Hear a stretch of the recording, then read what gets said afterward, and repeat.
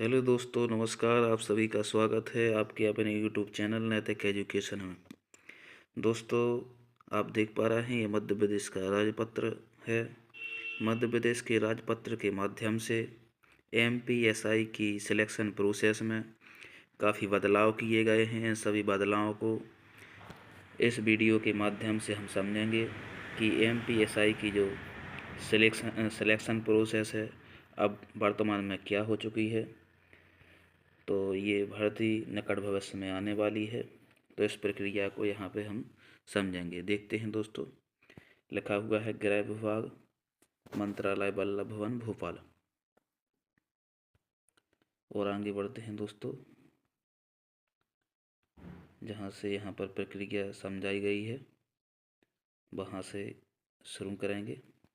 नियम 6 लिखा हुआ है, उपनियम 6 के खंड 1 के स्थान पर निम्नलिखित खंड स्थापित किए जाएं, अर्थात अभ्यर्थी को भर्ती के लिए आवेदन में पदों का नाम देते हुए विशिष्ट रूप से वरीयताओं का उल्लेख करना होगा।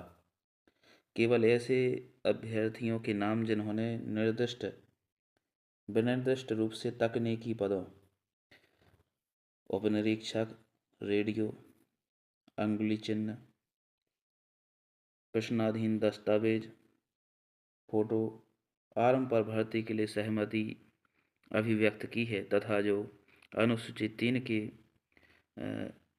उल्लिखित अर्हताएँ रखते हों, केवल तकनीकी पदों पर विचार किया जाएगा। यानी जो भी तकनीकी पद हैं, टेक्निकल, और यहाँ पर एक अनुसूची की बात हो रही है, अनुसूची 3 को भी यहाँ पर समझेंगे। तो उन्हीं पदों के लिए उनकी प्रेफरेंस मानी जाएगी। और आगे बढ़ते हैं यहाँ पर, परंतु उपनिरीक्षक जिला कार्यपालक बल, उपनिरीक्षक विशिष्ट सशस्त्र बल और उपनिरीक्षक विशेष शाखा के गैर तकनीकी समूह के लिए, यानी ये नॉन टेक्निकल पोस्ट माने जाते हैं, आवेदन करने वाला उम्मीदवार अतिरिक्त रूप से निम्नलिखित तकनीकी पदों के समूह में से केवल एक के लिए आवेदन कर सकता है। तो जिन्होंने नॉन टेक्निकल पोस्ट को चुना है वो निम्नलिखित में से एक का चुनाव करेंगे, जैसे उपनिरीक्षक रेडियो, उपनिरीक्षक आयुध, यानी जी आर्टिलरी से संबंधित होता है, और शस्त्रों से संबंधित होता है। इसके बाद उपनिरीक्षक फोटो, प्रश्नाधीन दस्तावेज, अंगुली चिन्ह। तो इन सभी की पोस्टों में से एक के लिए उन्हें सेलेक्ट करना होगा, प्रेफरेंस देनी होगी ऐसे उम्मीदवारों को जिन्होंने बाकी नॉन टेक्निकल पोस्टों का चुनाव किया है, यदि उनके पास टेक्निकल डिग्री नहीं है ऐसी स्थिति में। और आगे बढ़ते हैं यहाँ पर दोस्तों, अगला पॉइंट देखते हैं, 2 लिखित परीक्षा। बहुत ही इम्पोर्टेंट पॉइंट है। लिखा हुआ है बहुविकल्पीय प्रश्नों पर प्रारंभिक परीक्षा आयोजित की जाएगी, कोई ऋणात्मक अंक नहीं होंगे। प्रारंभिक परीक्षा में प्राप्त अंकों की अंतिम चयन सूची में कोई प्रासंगिकता नहीं होगी। प्रारंभिक परीक्षा जिसकी अवधि 2 घंटे की होगी। तो 2 परीक्षाएं होंगी, इसको आप ऐसे समझ सकते हैं, एक आपका प्री होगा और एक आपका मेंस होगा। प्री आपका 100 नंबर का होगा और मेंस की प्रोसेस में मेंस में लगभग आपका 750 नंबर का होगा मेंस। इसमें काफ़ी चीज़ें हैं, इनको भी यहाँ पे देखते हैं। तो यहाँ पे प्री को समझाया गया है, प्रारंभिक परीक्षा जिसकी अवधि 2 घंटे की होगी, निम्नलिखित विषयों पर 100 प्रश्न पूछे जाएंगे। लगभग यहाँ पर 10 चीज़ों से प्रश्न पूछे जाएंगे। आप देख पा रहे हैं 1 2 3 4 5 6 7 8 9 10 ऐसे करके दिया हुआ है। नंबर 1 पर दिया हुआ है हिंदी भाषाई बोध, नंबर 2 पर अंग्रेजी भाषाई बोध। हिंदी भाषाई बोध में आपके हिंदी से संबंधित बेसिक जो ग्रामर होती है उसके आपको प्रश्न मिलेंगे। अंग्रेजी भाषा बोध में आपको अंग्रेजी से संबंधित जो ग्रामर है उससे संबंधित प्रश्न यहाँ पे देखने को मिलेंगे। और विश्लेषणात्मक क्षमता में आपको कुछ विशेष परिस्थितियों से संबंधित प्रश्न मिलेंगे। ये इतिहास है तो इतिहास से संबंधित प्रश्न मिलेंगे, और हो सकता है विशेष रूप से भारतीय इतिहास का यहाँ पे समावेश रहेगा। भूगोल तो आपको दोनों प्रकार का भूगोल, चाहे विश्व से संबंधित हो, भारत का भूगोल यहाँ पे विशेष रूप से पूछा जाएगा। विज्ञान की बात की जाए तो विज्ञान के तीनों खंडों का अध्ययन आपको यहाँ पे करना होगा। सामान्य विज्ञान को, चाहे वो आपकी फिजिक्स हो, चाहे वो आपकी केमिस्ट्री हो, चाहे आपकी वो बायोलॉजी हो, तीनों खंडों का अध्ययन यहाँ पे हाई स्कूल स्तर का करना होगा। इसके बाद नागरिक शास्त्र की बात की जाए तो नागरिक शास्त्र में आपका विशेष रूप से संविधान की बात हो रही है। तो भारतीय संविधान और भारतीय शासन प्रणाली को समझते हुए आपको इन प्रश्नों को हल करना होगा। कंप्यूटर अध्ययन, बुनियादी कंप्यूटर ज्ञान, बेसिक कंप्यूटर नॉलेज भी आपसे पूछा जाएगा। तर्क शक्ति यानी रीजनिंग के प्रश्न रहेंगे। करंट अफेयर्स के प्रश्न भी यहाँ पे रहेंगे। जो समकालीन घटनाएं हैं उनका जिक्र भी यहाँ पे प्रश्न पत्र में किया जाएगा। कुल मिला के 100 नंबर की आपकी परीक्षा होगी और 2 घंटों का समय रहेगा आपके पास, और 10 टॉपिक से प्रश्न पूछे जाएंगे। और आगे बढ़ते हैं दोस्तों। मुख्य परीक्षा जो है आपकी मुख्य लिखित परीक्षा प्रारंभिक परीक्षा के बाद आयोजित की जाएगी, यहाँ पर दिया गया है। अब यहाँ पे मुख्य परीक्षा में आपके 2 प्रश्न पत्र होंगे, 2 पेपर होंगे मुख्य परीक्षा के अंतर्गत, और प्रत्येक प्रश्न पत्र कितने का होगा आपका 300 नंबर का होगा। यानी कुल मिला के आपकी मुख्य परीक्षा 300 नंबर के 2 पेपरों के माध्यम से ली जाएगी, और ये आपके कितने नंबर हो जाएंगे 600 नंबर हो जाएंगे। तो 600 नंबर की मुख्य परीक्षा यहाँ पे आपको देनी होगी। और इसके अंतर्गत और भी चीज़ें हैं, मुख्य परीक्षा में और भी चीज़ें समाहित हैं, उन्हें भी समझ लेते हैं।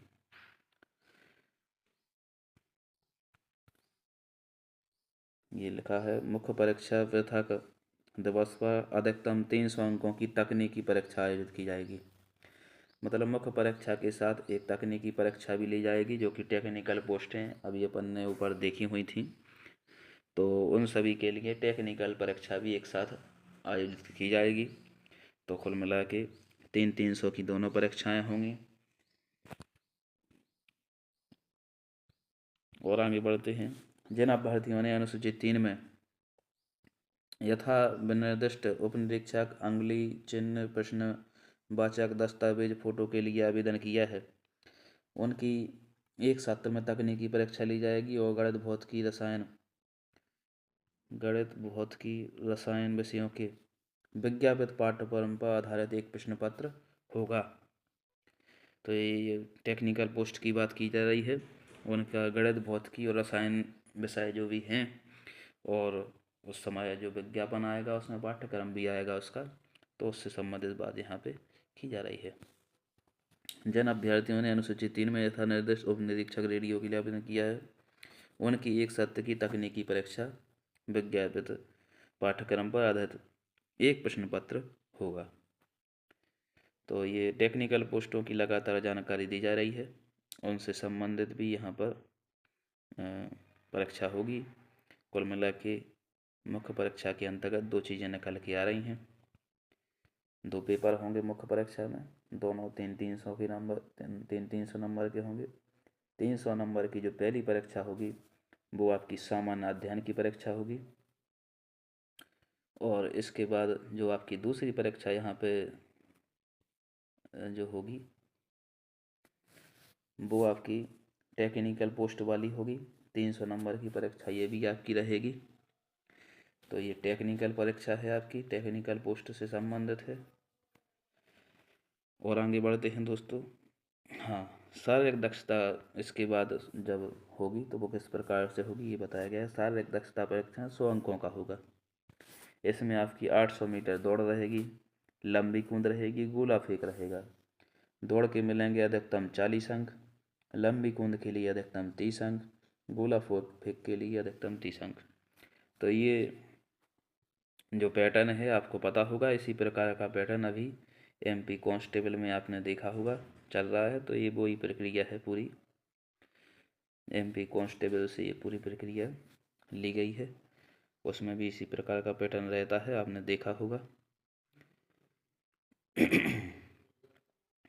और आगे बढ़ते हैं दोस्तों। यहाँ पे और आगे आप देख पाएंगे चयन सूची से संबंधित बात हो रही है। और आगे बढ़ते हैं। हाँ, ये अनुसूची 3, इसको समझ लेते हैं। अनुसूची 3 ये यहाँ पे दिया गया है। विभाग मध्य प्रदेश पुलिस अराजपत्रित सेवा सूबेदार का पद। तो सूबेदार पद के लिए जो एलिजिबिलिटी है वो किसी भी मान्यता प्राप्त विश्वविद्यालय से स्नातक की डिग्री या उसके समतुल्य, यानी केवल ग्रेजुएशन की आवश्यकता है। और आगे बढ़ते हैं दोस्तों। उप निरीक्षक के पद के लिए उप निरीक्षक में शामिल है जिला कार्यपालक बल, यानी महिला उप निरीक्षक को भी सम्मिलित करते हुए तथ्य, यानी सिंपल ग्रेजुएशन की बात हो रही है, किसी भी सब्जेक्ट से ग्रेजुएशन। इसके बाद उप निरीक्षक विशेष शाखा, इसके लिए भी केवल ग्रेजुएशन की आवश्यकता है।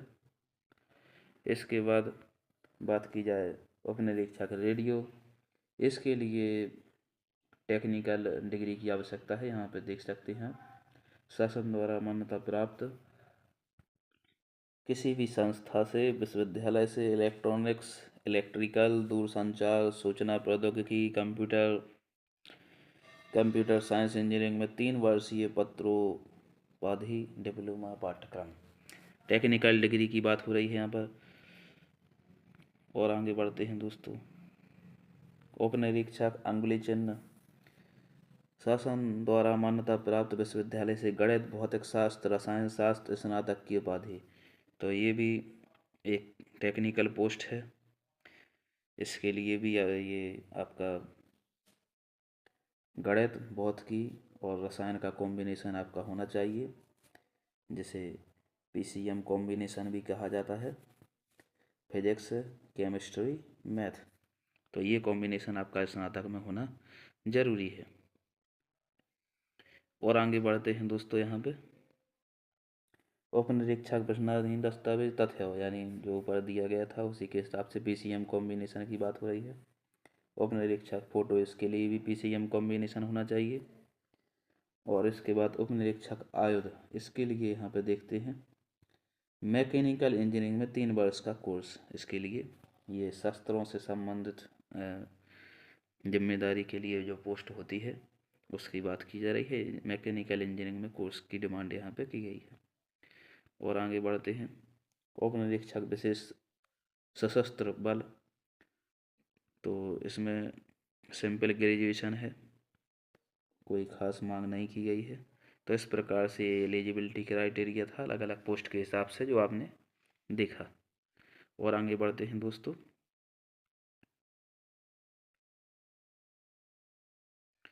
ये यहाँ पर न्यूनतम सेवा की मांग की गई है पदोन्नति के लिए। तो ये प्रमोशन का है,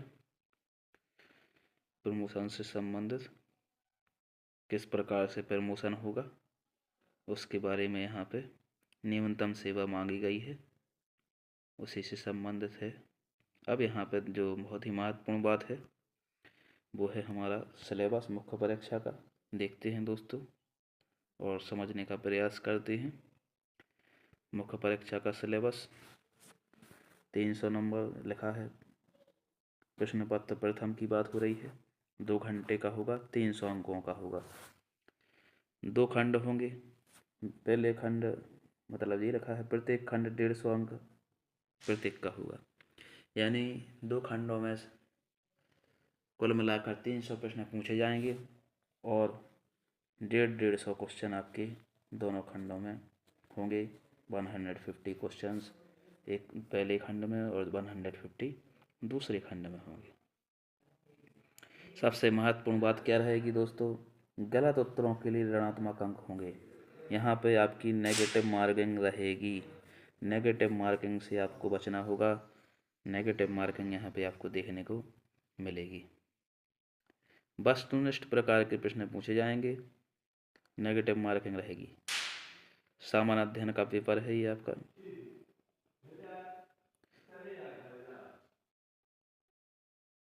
यहाँ पे बताया गया है कि किस तरह के प्रश्न रहेंगे।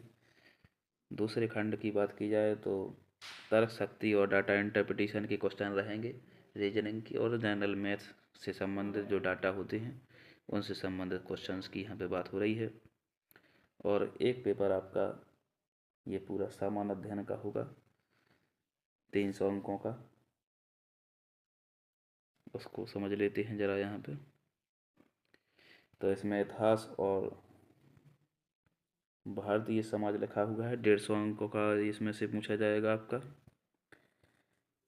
इसमें क्या क्या आएगा ये भी बताया रखा है इन्होंने। भारतीय इतिहास, हड़प्पा सभ्यता, मौर्यकालीन सभ्यता, मौर्य साम्राज्य, गुप्त साम्राज्य, हर्षवर्धन, 11वीं से 14वीं शताब्दी, उपमहाद्वीप में आए यात्रियों का इब्न बतूता से लेकर के मेगास्थनीज तक, ये सभी आपको पढ़ने होंगे।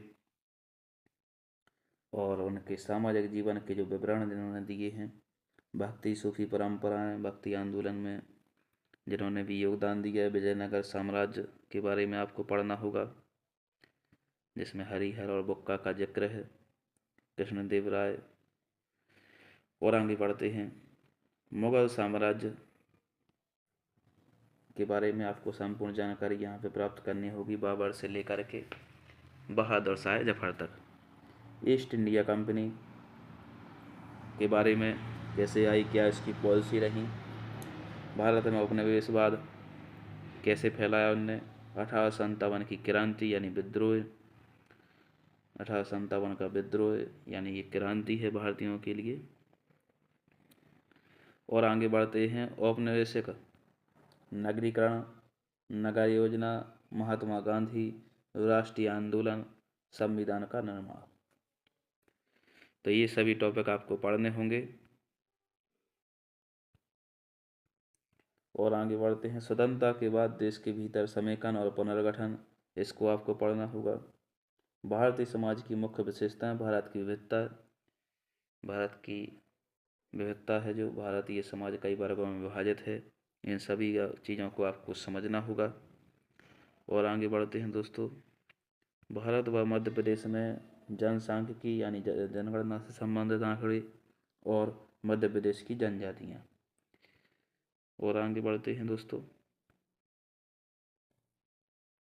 अगला टॉपिक है हमारा महिलाओं और महिला संगठन की भूमिका, जनसंख्या संबंधित मुद्दे, गरीबी, विकासात्मक मुद्दे, शहरीकरण, उनकी समस्याएं और उनके उपचार। भारतीय समाज पर वैश्वीकरण का क्या प्रभाव है, ये भी आपको यहाँ पे समझना होगा। दूसरा खंड जो आपका रहेगा वो रहेगा शासन, संविधान, राजनीति, सामाजिक न्याय, विधान। कुल मिला के बात की जाए, भारतीय संविधान की बात यहाँ पे हो रही है, लेकिन इसको भी 2 खंडों में विभाजित करके समझाया गया है। तो भारतीय संविधान यहाँ पे लिखा हुआ है, भारतीय संविधान का ऐतिहासिक आधार किस प्रकार से बना, इसका विकास कैसे हुआ, विशेषताएं क्या हैं इसकी, संशोधन किस प्रकार के होंगे, पूरे संशोधन, महत्वपूर्ण प्रावधान और बुनियादी संरचना। दूसरा है संघ और राज्यों के कार्य, उत्तरदायित्व, संघीय ढांचे से संबंधित मुद्दे और चुनौतियाँ, स्थानीय स्तर पर शक्तियों और वित्त का हस्तांतरण। तो संघ राज्य के संबंध समझने होंगे, किस प्रकार से वित्त का हस्तांतरण और भी चीज़ें रहती हैं। तो ये यहाँ पे समझाया गया है संघ राज्य के संबंध, इसके साथ साथ विभिन्न अंगों के बीच शक्तियों का पृथक्करण। तो यहाँ पे जो 3 अंग माने जाते हैं शासन के, कार्यपालिका, न्यायपालिका और संसद, उन तीनों अंगों की बात हो रही है। तो इनके बीच शक्तियों का पृथक्करण, विवाद निवारण तंत्र, संस्थाएं, ये सभी समझनी होंगी। इसके बाद है संसद और राज्य विधायिका संरचना, कामकाज। संसद और विधायिका की संरचना के बारे में, उनके क्या कामकाज हैं, कारोबार का संचालन, कार्यभार से तात्पर्य होगा यहाँ पर, और शक्तियों और विशेषाधिकार, इनसे उद्भूति होने वाले मुद्दे।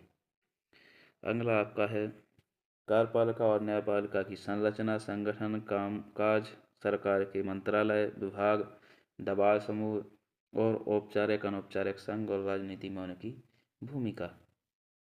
और आगे बढ़ते हैं यहाँ पर दोस्तों, केंद्र और राज्यों के द्वारा आबादी के कमजोर वर्गों के लिए कल्याणकारी योजनाएं और इन योजनाओं का प्रदर्शन, इन कमजोर वर्गों की सुरक्षा और बेहतरी के लिए गठित तंत्र, कानून, संगठन और निकाय। तो भारत में जो भी और राज्य में विशेष रूप से मध्य प्रदेश में कल्याणकारी योजनाएं चल रही हैं, और ये कल्याणकारी योजनाएं जो चल रही हैं किस संस्थाओं के द्वारा विशेष रूप से चल रही हैं। कुछ संस्थाएं लगातार कमजोर वर्गों के लिए कार्य करती हैं, तो उन सभी संस्थाओं को आपको पढ़ना होगा। कुछ राष्ट्रीय संस्थाएं हैं, कुछ अंतर्राष्ट्रीय संस्थाएं हैं, कुछ प्रदेश स्तर की संस्थाएं हैं। सातवां आपका है गरीबी और भूख से संबंधित मुद्दे। और आगे बढ़ते हैं दोस्तों, तो ये आपका हो गया प्रश्न पत्र 1 का पूरा सिलेबस, जो कि आपने समझा। सामान्य अध्ययन रहेगा और डाटा इंटरप्रिटेशन रहेगा उसमें, यानी गणित और रीजनिंग। उसके खंड खा में आपका इतिहास और संविधान से विशेष रूप से क्वेश्चन और कुछ संगठन और शासन तंत्र से जुड़े हुए क्वेश्चन रहेंगे। अब इसके बाद और आगे बढ़ते हैं, प्रश्न पत्र 2 यहाँ पर लिखा हुआ है, जो कि 300 नंबर का आपका होना है। तो उसको समझ लेते हैं। यहाँ पर करंट अफेयर्स रहेगा, विज्ञान एवं प्रौद्योगिकी रहेगी, यानी साइंस से संबंधित रोज़मर्रा की चीज़ें। NCERT साइंस पूरी पढ़नी होगी 9th-10th की। सूचना प्रौद्योगिकी से संबंधित अंतरिक्ष, computer, robotics, nano technology, biotechnology, artificial intelligence और बौद्धिक संपदाओं से संबंधित जागरूकता। संरक्षण, पर्यावरण प्रदूषण और क्षरण, पर्यावरण प्रभाव का आकलन, और भारतीय अर्थव्यवस्था को आपको समझना होगा यहाँ पे।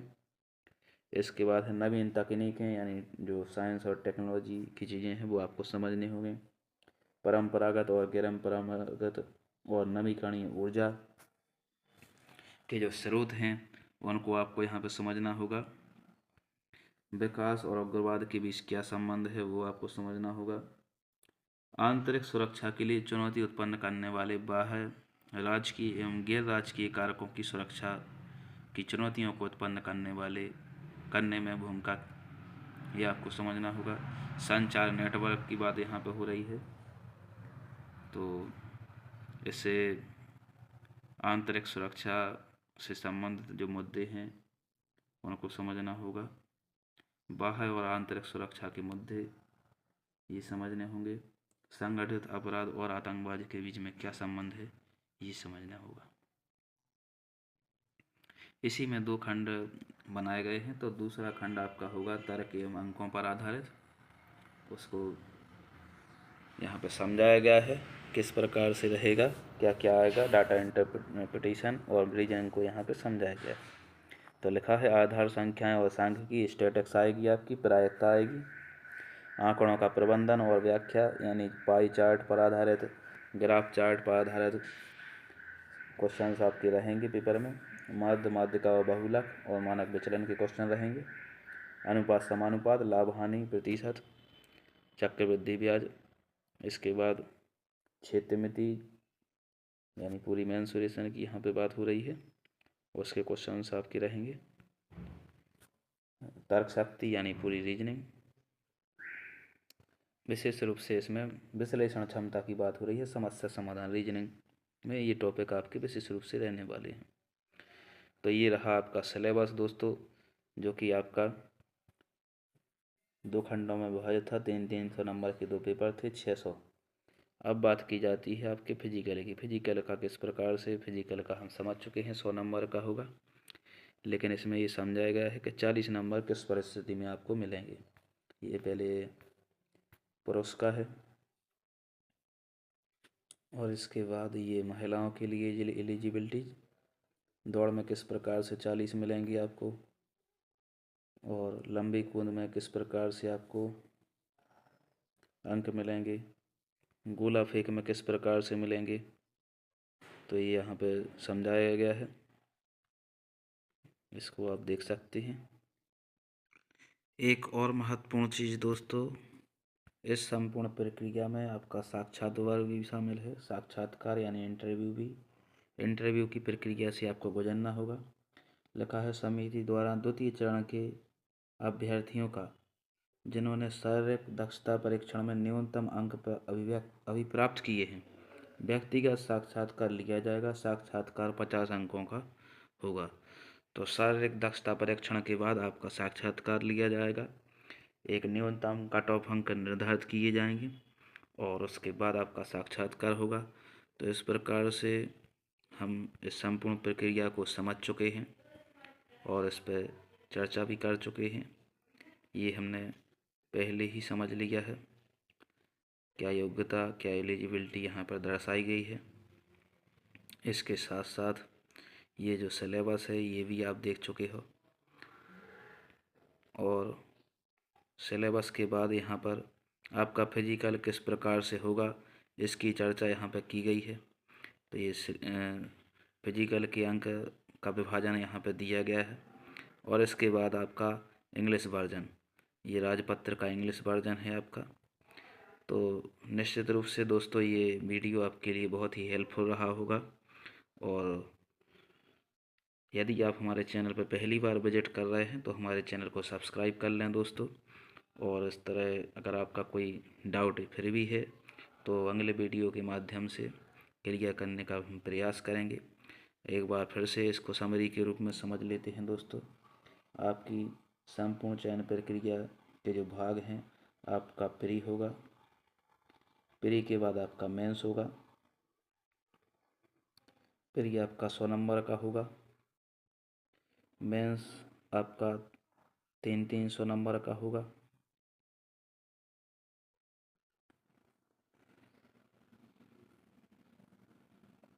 इसके बाद आपका फिजिकल होगा जो कि आपका 100 नंबर का फिजिकल होगा और 50 नंबर का आपका इंटरव्यू होगा। ये सिर्फ क्वालिफाइंग है, इसके मार्क्स आपके नहीं जुड़ेंगे प्री के।